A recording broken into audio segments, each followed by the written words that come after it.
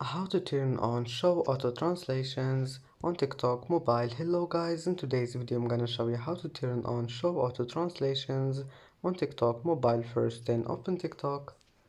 Here you will find profile, click on it and then click this three lines in the top corner. Here you will find settings and privacy